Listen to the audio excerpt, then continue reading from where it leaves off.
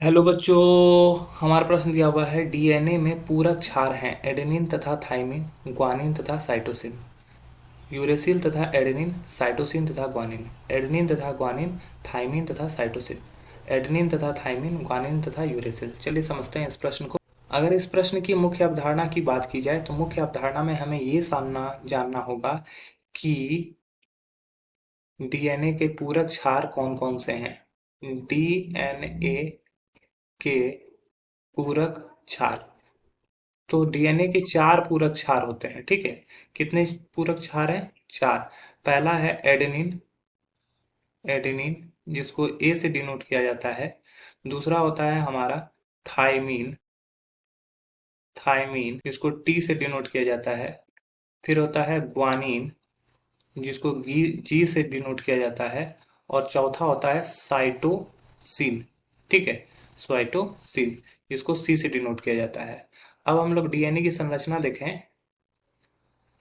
तो डीएनए की संरचना कुछ इस प्रकार से होती है। ठीक है, तो इस प्रकार से डीएनए की संरचना होती है। तो हमारा जो एडेनिन होता है, एडेनिन उसका जो पूरक होता है वो क्या होता है? थाइमिन होता है।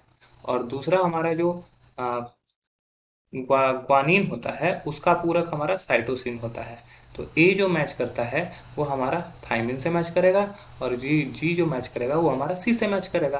तो हमारा जो सही उत्तर हो जाएगा वो हो जाएगा एडेनिन, एडेनिन तथा थाइमिन, और उसके बाद हो जाएगा ग्वानिन तथा साइटोसिन। तो हमारा पहला ऑप्शन में दिया हुआ है एडेनिन तथा थाइमिन, दूसरा दिया हुआ है ग्वानिन तथा साइटोसिन। तो पहला ही और उत्तर हमारा सही हो जाएगा। दूसरा में दिया हुआ है यूरेसिल तथा एडेनिन, यूरेसिल यहाँ पे होता ही नहीं है तो ये गलत हो जाएगा। एडेनिन तथा ग्वानिन दिया हुआ है, एडेनिन का पूरक ग्वानिन को बताया गया तो ये भी गलत हो जाएगा। एडेनिन का पूरक थाइनिन है, थाइमिन है, ठीक है, लेकिन ग्वानिन का पूरक यूरेसिल दिया गया तो ये भी गलत ही होगा। हमारा जो सही उत्तर हो जाएगा वो हो जाएगा ऑप्शन ए। आशा है यह प्रश्न आपको समझ में आया होगा। धन्यवाद।